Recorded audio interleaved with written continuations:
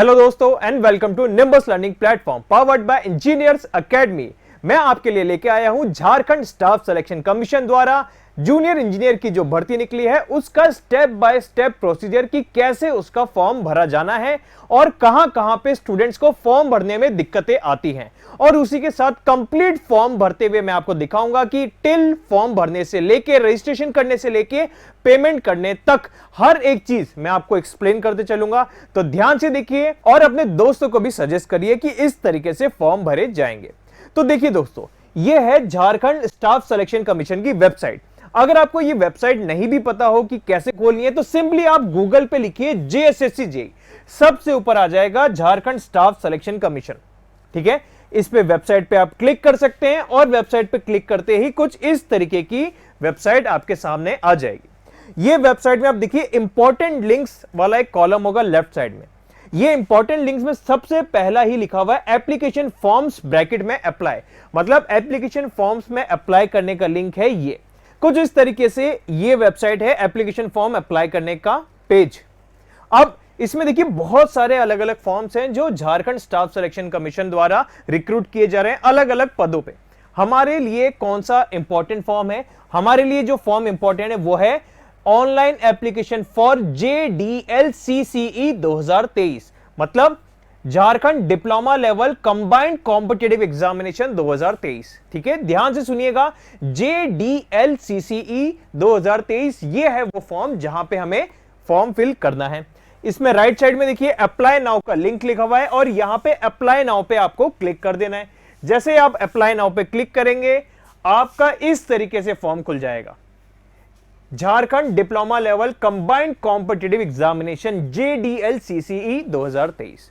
ठीक है, अब नीचे स्क्रॉल कीजिए। अब देखिए अलग अलग इस तरीके से आपको कुछ कुछ पेजेस मिलेंगे। सबसे पहले अगर आप एडवर्टाइजमेंट रीड करना चाहते हैं तो उसके लिए क्लिक कर सकते हैं, कंप्लीट ब्रोशर रीड करना चाहते हैं तो उसके लिए क्लिक कर सकते हैं। अब हम आ जाते हैं डायरेक्ट काम की बात पे।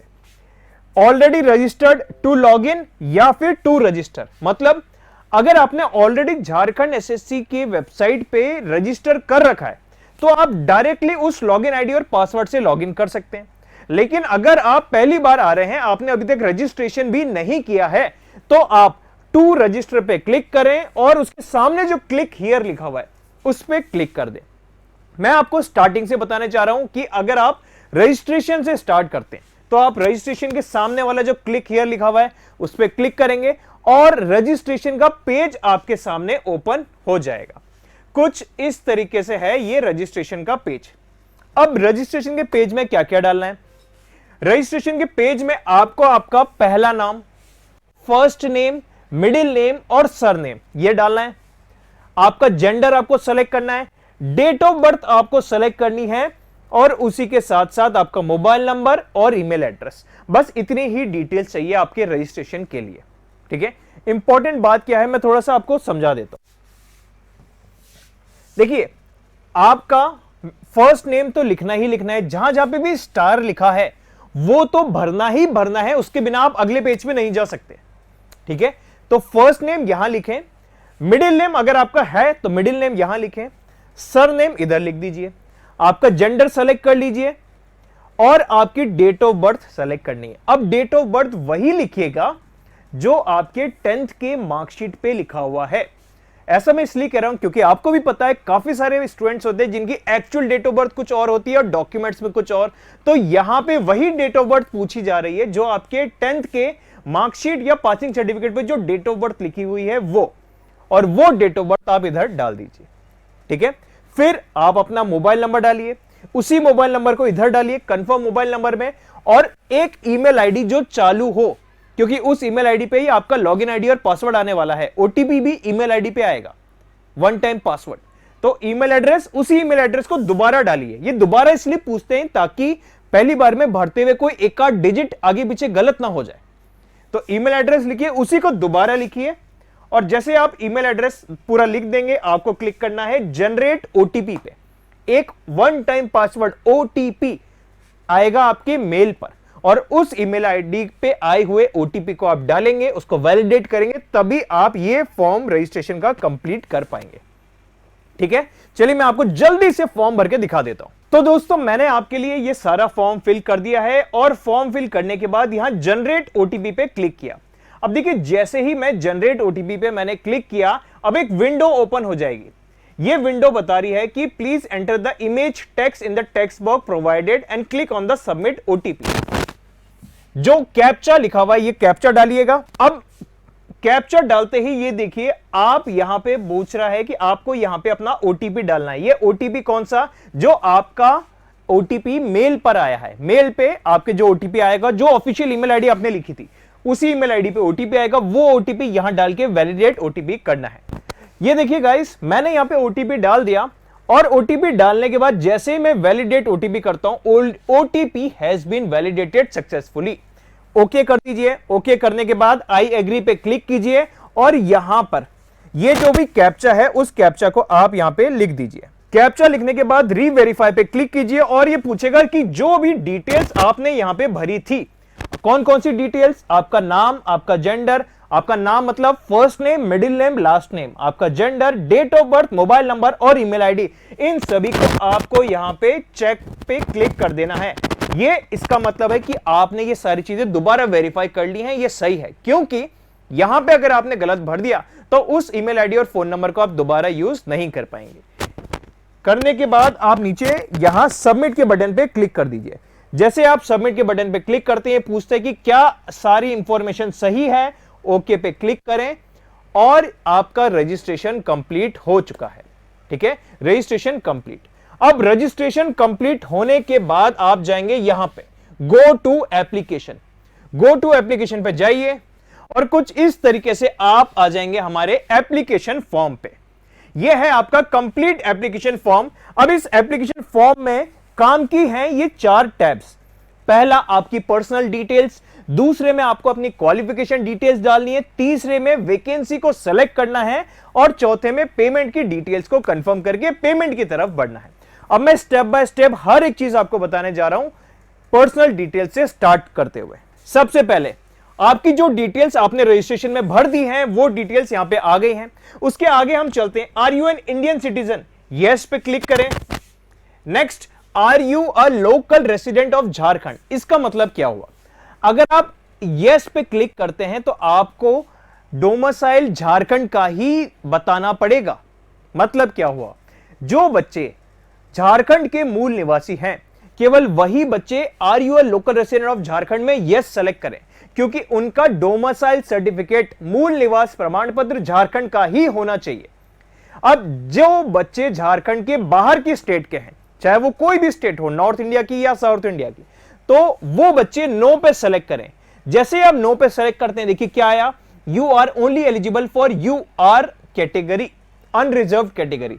इसका मतलब क्या हुआ कि अगर आप SC ST OBC या कोई भी और कैटेगरी से हैं लेकिन झारखंड के बाहर के स्टेट के हैं तो आप इस फॉर्म में भरते वक्त आप एज ए जनरल कैंडिडेट ही कंसिडर होंगे। और अगर आप झारखंड स्टेट के हैं, मतलब आपका डोमिसाइल झारखंड स्टेट का है, तो ही आप SC या ST या OBC या EWS या जो भी आपकी रेस्पेक्टिव कैटेगरी है वो कैटेगरी के स्टूडेंट माने जाएंगे। झारखंड के बाहर के बच्चे जनरल की तरह ही माने जाएंगे। क्लियर हो गया? चलिए आइए, मैरिटल स्टेटस मतलब क्या आप विवाहित हैं या अविवाहित हैं वो आप डाल सकते हैं। आपको अपना फादर्स नेम डालना है, आपको अपना मदर्स नेम डालना है, और ये फादर्स और मदर्स नेम भी वही डालिएगा जो आपकी 10th के मार्कशीट्स में, आपके डॉक्यूमेंट्स में लिखे हुए हैं, बिल्कुल हूबहू सेम स्पेलिंग वाला। ठीक है, ये डालिए। Next, are you physically handicapped या दिव्यांग कैटेगरी से हैं? अगर हैं तो यस कीजिए, नहीं है तो नो कीजिए। क्या आप एक्स सर्विसमैन हैं? अगर हां तो यस कीजिए, अगर नहीं तो नो कीजिए।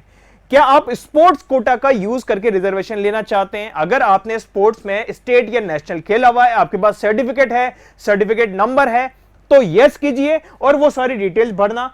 अगर नहीं है तो सिंपली नो कीजिए और कोई स्पोर्ट्स की डिटेल देने की जरूरत नहीं है। फिर next, identification detail.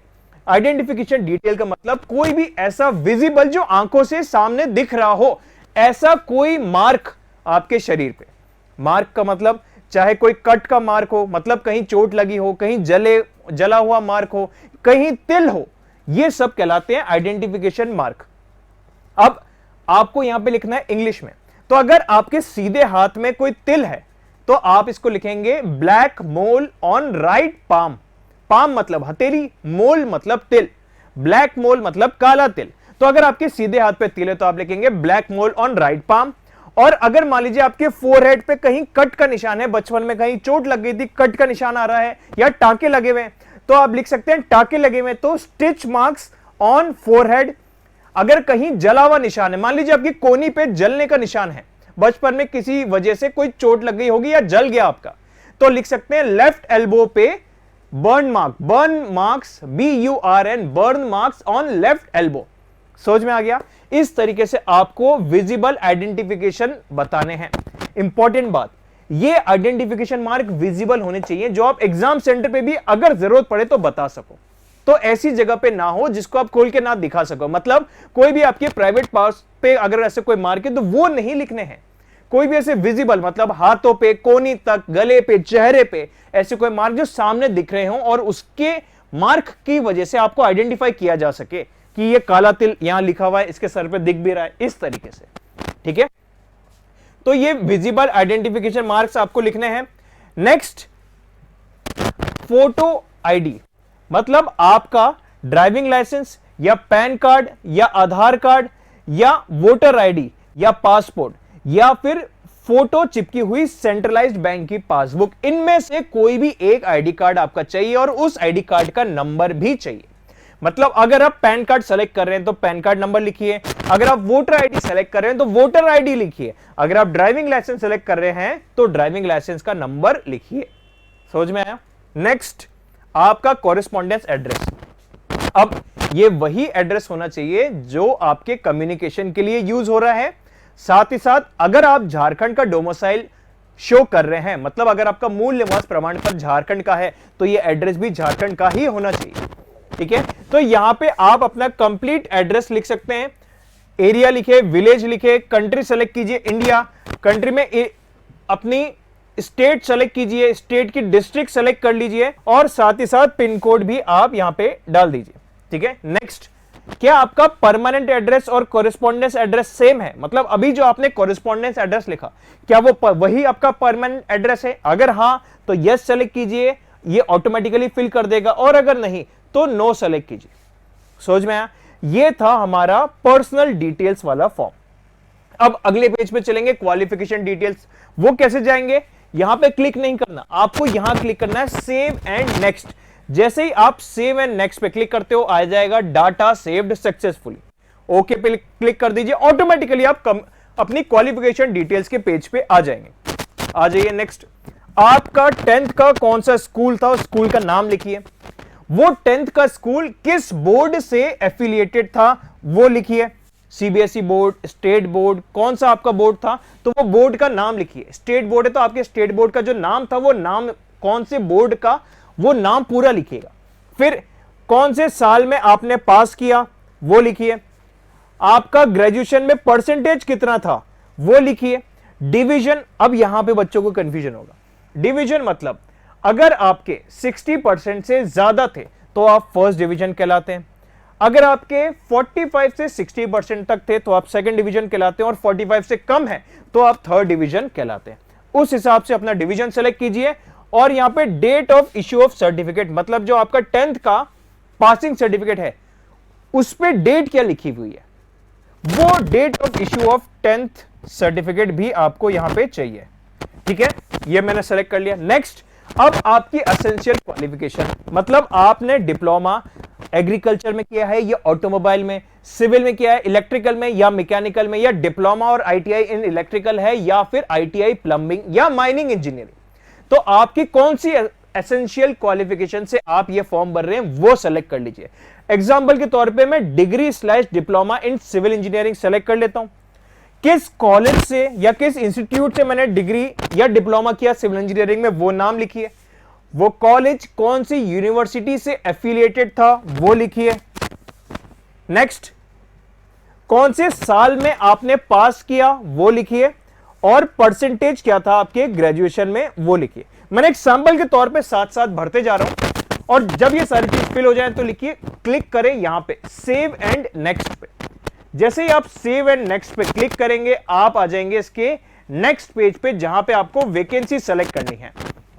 Vacancy select मतलब वैकेंसी टाइप रेगुलर पे सेलेक्ट कीजिए और पोस्ट प्रेफरेंस सेलेक्ट कीजिए। जैसे कि मैंने यहां पे eligible qualification, essential qualification select किया था डिग्री/डिप्लोमा इन सिविल इंजीनियरिंग, और उसमें सिविल इंजीनियरिंग में जो डिपार्टमेंट्स अवेलेबल हैं वो लिस्ट है यहां पे। तो प्रेफरेंस पहले वो दीजिए जिसमें आपका जाने का सबसे ज्यादा इच्छा है, सबसे बढ़िया डिपार्टमेंट को पहले सेलेक्ट कीजिए, फिर सेकंड, फिर थर्ड, फिर फोर्थ। मैं रैंडमली सेलेक्ट कर रहा हूं ताकि आपको फॉर्म भरना बता सकूं, ठीक है। मैं केवल एग्जांपल के तौर पे पहले WRD सेलेक्ट कर रहा हूं, दूसरा अर्बन डेवलपमेंट सेलेक्ट कर रहा हूं, तीसरा drinking water and sanitation select कर रहा हूं, और चौथा कंस्ट्रक्शन डिपार्टमेंट सेलेक्ट कर रहा हूं। अब ये पूछ रहे क्या आपने पहले JDL CCE 2021 में अप्लाई करके पेमेंट किया था? अगर किया था तो हां लिखना, उसकी एप्लीकेशन डिटेल चाहिए होगी। लेकिन अगर नहीं किया था तो सिंपली नो पे क्लिक कर दो और सेव एंड नेक्स्ट पे क्लिक कर दीजिए। जैसे आप सेव एंड नेक्स्ट पे क्लिक करेंगे आप आ जाएंगे इसके फाइनल पेज पे, पेमेंट डिटेल्स, जहां पे पेमेंट अमाउंट लिखा हुआ है I declare that I fulfill all the conditions of eligibility regarding nationality, age, limits, educational qualification, etc. as prescribed। मतलब मैं ये डिक्लेयर करता हूं कि जो भी मैंने यहां भरा है, चाहे वो एज लिमिट हो, नेशनैलिटी, एजुकेशनल क्वालिफिकेशन एक्सेट्रा, ये सब जो बताई गई थी वैसा ही भरा गया है। ये करने के बाद आप यहां पे जो कैप्चा है उसको लिखिए। कैप्चा को लिखने के बाद आप यहां पे सबमिट पे क्लिक कर दीजिए। अब जैसे ही आप सबमिट पे क्लिक करते हैं आपका यहां पे पूरा एप्लीकेशन फॉर्म सबमिटेड सक्सेसफुली लिखा जाएगा और एप्लीकेशन फॉर्म की पूरी एक कॉपी यहां पे आ जाएगी। अब आपको क्या करना है, इस एप्लीकेशन के फॉर्म की कॉपी को प्रिंट कर लेना है। प्रिंट पे क्लिक करें और फिर सेव कर लीजिए, ठीक है। ये तो हो गया पहला स्टेप, एप्लीकेशन फॉर्म भरने का तरीका। तो दोस्तों अब हम बात करते हैं पेमेंट की। देखिए पेमेंट के लिए आपके पास ये टैब है, लेकिन अगर आप अभी पेमेंट करेंगे तो आपका पेमेंट कंप्लीट नहीं हो पाएगा। ऐसा क्यों? क्योंकि यहां पे साफ साफ लिखा गया है कि आप पेमेंट कब कर सकते हैं, जब आपको फॉर्म भरे हुए 24 घंटे से ज्यादा हो गए हों, एटलीस्ट 24 घंटे। मतलब आप जब अपना रजिस्ट्रेशन करके कंप्लीट फॉर्म भर देंगे उसके 1-2 दिन बाद ये पेमेंट करिएगा ताकि आपकी पेमेंट सबमिट हो जाए। अदरवाइज क्या होगा, आप यहां पे पेमेंट पे क्लिक करके आप आगे जाएंगे और आपका पेमेंट सबमिट ही नहीं होगा, आप घबरा जाएंगे यार मेरा पेमेंट क्यों नहीं हो रहा है। ओके, तो ये चीज ध्यान रखिएगा और अपने दोस्तों को भी बता दीजिए कि यहां पे ये पेमेंट का पेज आप फॉर्म भरने के 1 से 2 दिन बाद अप्लाई की रहे। मतलब आपने रजिस्ट्रेशन कर लिया, फॉर्म भर दिया, फिर आराम से 1-2 दिन बिल्कुल फ्री, बिल्कुल चिंता के बिना रहिए, और 1 या 2 दिन बाद आप यहां पे आइए, वापस से फॉर्म खोलिए और मेक पेमेंट करके पेमेंट कर दीजिए। अब पेमेंट करने का भी एक तरीका है, वो मैं आपको बताने जा रहा हूं, चलिए देखते हैं। जैसे आप मेक पेमेंट पे क्लिक करेंगे ये आएगा, kindly make payment at least 24 hours after submission of online application else the fees will not gate submitted. यहां पे भी साफ साफ लिखा है कि 24 घंटे से ज्यादा होने पे ही पेमेंट करें। अब एक्चुअलिटी बता देता हूं, कई बार ऐसा हो रहा है कि 2 से 3 दिन बाद ये पेमेंट का पेज एक्टिव होगा, तो आप आराम से 2-3 दिन बिल्कुल चिंता ना करें, आराम से रिलैक्स कीजिए। 2-3 दिन बाद आप वापस से लॉग इन करें, लॉग इन करने के बाद मेक पेमेंट पे क्लिक करें और click here to make payment पे क्लिक कर दीजिए। जैसे आप ये क्लिक करते हैं ये आ जाएगा this site has been move to new URL, जो लिखा हुआ उस पर क्लिक कर दो, ये आ जाएगी अपनी SBI की ऑनलाइन साइट, ठीक है। अब इस पे क्या करना है, ये देखिए गवर्नमेंट डिपार्टमेंट, JSSC JEE एक स्टेट गवर्नमेंट का डिपार्टमेंट है। अब जैसे हम गवर्नमेंट डिपार्टमेंट सेलेक्ट करते हैं, यहां पे अलग अलग स्टेट्स के एग्जाम जो हो रहे हैं जिनका पेमेंट कलेक्ट होता है यहां पे वो आ जाते हैं। हमें क्या करना है, फिल्टर बाय स्टेट, यहां पे सेलेक्ट करें झारखंड। जैसे ही आप झारखंड सेलेक्ट करेंगे झारखंड के अलग अलग एग्जाम्स आ जाएंगे, हमें उसमें सेलेक्ट करना है झारखंड SSC वाला। तो यहां पे सेकंड टैब पे क्लिक करें, ऊपर आ गया झारखंड स्टाफ सिलेक्शन कमीशन, इस पे क्लिक कर दीजिए। जैसे आप इस पे क्लिक करते हैं ये आ जाता है यहां पे पेमेंट कैटेगरी कौन सी, आप झारखंड का कौन सा वाला फॉर्म भरना चाहते हैं, तो हमारा फॉर्म कौन सा था, JDL CCE हमने सेलेक्ट कर लिया, Jharkhand diploma level combined competitive examination JDL CCE 2023। जैसे आप सेलेक्ट करेंगे वो बोलेगा अपना एप्लीकेशन नंबर डालो। अब जो आपका एप्लीकेशन नंबर था फॉर्म का, जो आपने इस पेमेंट पेज से 2-3 दिन पहले भरा था, वो एप्लीकेशन नंबर यहां डालिए। ये देखिए दोस्तों मैंने एप्लीकेशन नंबर डाल दिया। एप्लीकेशन नंबर JDLCCE इस तरीके से शुरू हो रहा है, तो कंप्लीट एप्लीकेशन नंबर डालिए JDLCCE, अपना एप्लीकेशन नंबर और फेच पेमेंट डिटेल्स पे क्लिक कर दीजिए। अब देखिए, अगर आपने रिसेंटली 2-3 दिन पहले ही अगर फॉर्म भरा होगा तो इस तरीके से आ जाएगा, please verify the data entered and try again. अगर ऐसा आ रहा है तो घबराने की कोई जरूरत नहीं है, आप आराम से 1-2 दिन वेट करें, उसके बाद दोबारा पेमेंट करने की कोशिश करें। ओके, दोबारा मैं समझा रहा हूं, अगर आपका पेमेंट करते वक्त इस तरीके से अगर आ जाता है एक्सक्लेमेशन मार्क और please verify the data entered and try again, तो घबराना नहीं है, 1-2 दिन वेट करें, 1-2 दिन बाद दोबारा पेमेंट करके देखेंगे तो आराम से आपका पेमेंट हो जाएगा। मगर अगर आपने एप्लीकेशन फॉर्म को भरे हुए 4-5 दिन हो गए हैं, तो फिर आप जैसे ही अपना एप्लीकेशन नंबर डालेंगे, एक चीज ध्यान रखिएगा, एप्लीकेशन नंबर कैपिटल्स में डालना है, JDLCCE ये चीज कैपिटल में लिखिएगा, उसके आगे का जो नंबर है वो एज इट इज लिखिएगा। जैसे ही आप डालेंगे फेच पेमेंट डिटेल्स पे आप क्लिक करें और इस तरीके से कंप्लीट डिटेल्स आपकी आ जाएगी, जो भी आपने डिटेल्स भरी थी।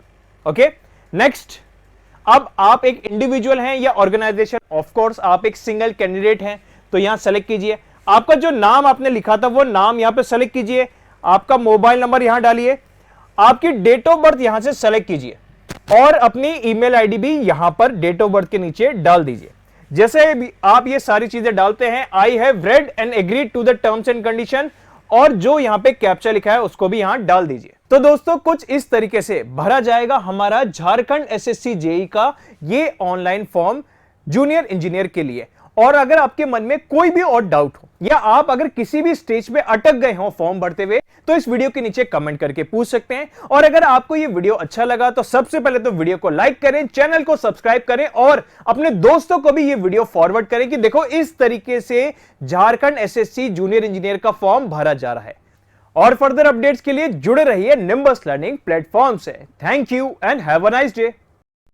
If you really like the video, please hit the like button, share the video, subscribe to our YouTube channel and press the bell icon for the latest updates. Thank you.